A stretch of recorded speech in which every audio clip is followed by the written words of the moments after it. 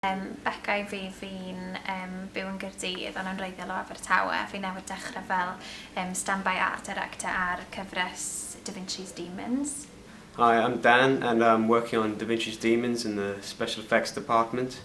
I was born in South Africa and my dad's always had a special effects company, and when I could I would go with him to specific jobs and shoots and go to his workshop as much as I could. And yeah, I've always had a taste for special effects. Ffion yn dod o Dyffrynanlle yn wreiddiol, ond wedi bod yn byw yng Nghaerdydd dros 20 mlynedd.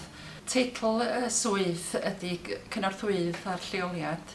Dwi wedi cael lleoli o Da Vinci's Demons yn Abertawe ar set enfawr mewn hen ffactri Ford sydd yn anhygoel. Cyn dechrau hwn, o'n i'n gweithio fel ymchwilydd ar raglenni plant am dros 6 mlynedd, ond fel rhan o'r rôl o'n i'n dalu lot gyda props a gwisgo setiau na beth o'n i'n mwynhau mwyaf am y swydd, felly pan oedd hwn dod lan, nes i'n neud ar y cyfle. Before this, I was at college, 2-year engineering course, level 3, and had a part-time job at a garden centre. Mae gen I brofiad wedi bod yn teledu 10 mlynedd yn ôl, ond wedi bod yn gweithio efo cerddoriaeth ers hynny, ac wedi cael y cyfle ddod ar gwrs gyda cyfle i wneud cynorthwyo'r lleoliadau sydd wedi bod yn gyfle ardderchog i ail ymuno efo adran cyfryngau. Ar ôl gorffen hwn, mae gobeithio wneud fy arwain I mwy o waith. Byddwn ni wrth fy modd yn dod nôl am pedwerydd cyfres, os mae pedwerydd cyfres ar Da Vinci's Demons. Neu jyst I weithio mewn I mwy o adrannau celf, ffilmiau mawr sy'n dod I Gymru. Gobeithio. Hopefully after this I want to follow my dad's footsteps and own my own special effects company and run it. Dwi'n gobeithio ar ôl cwblhau y cwrs yma I allu cael swydd efo lleoliadau yn y cyfryngau yng Nghymru.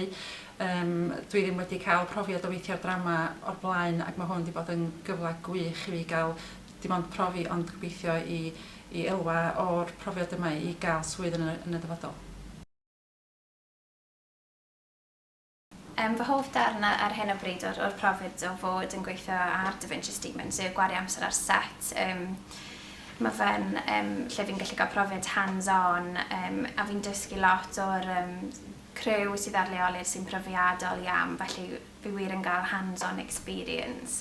A heb y cynllun byddwn ni byth di gallu cael hwnna. Probably the courses they're offering that's very good, and yeah, just the whole training part of it, it's brilliant. I'd say the pyrotechnics, the explosions and fire and stuff like that, yeah. Pan nes I gweld hysbysebiad am y swydd, nes I drial yn syth achos oedd y bach o dream job. Fi dal ffili credu bod fi wedi gael fi'n dwlu bod ar set, mae fe jyst yn amazing. Fi wedi gwario lot o amser ar set yn helpu y stand-by art director go iawn gyda'r ffilmio. Fi dal bach yn starstruck achos mae'r set mor enfawr, mae'r crew mor enfawr.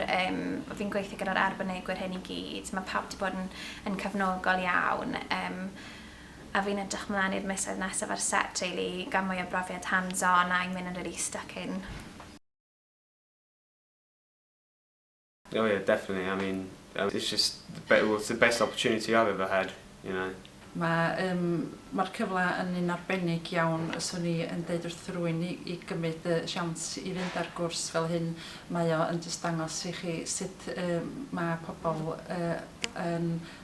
wedi llwyddo ar bob lefel yn bob swyddogaeth ar mewn ffilm o fod ar set I fod tu ôl yn adran cynrychiad beth bynnag. Mae o'n gyfle ardderchog.